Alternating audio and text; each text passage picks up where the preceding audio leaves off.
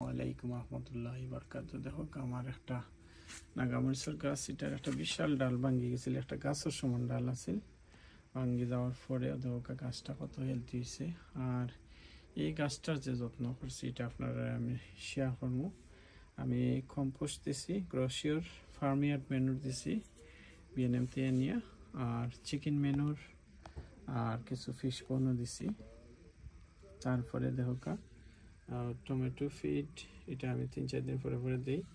All purpose feed একটা miracle grow আছে, এটা আমি 3-4 দিন পরে পরে দিই। একটা ডিস্টেন্স একটা দিই, একটা 3 দিন আগে দিলে পরবর্তী নেক্সট 3 দিনের পরে আবার দিই আর একটা। দেখো গাছটা কত হেলদি হয়েছে, প্রচুর ফুল হয়েছে মাশাআল্লাহ। আর আমি ওয়ালের মাঝে টিকা দিয়ে রাখছি যাতে গাছটা ভাঙে না। প্রথম ডালটা আসলে সাপোর্ট না দেওয়ার কারণে ডালটা ভাঙে গেছে। তো নাগামরিচের গাছও আসলে আপনারা সাপোর্ট দেওয়া লাগে, দেখো তখন আমি দিয়ে রাখছি সাপোর্ট।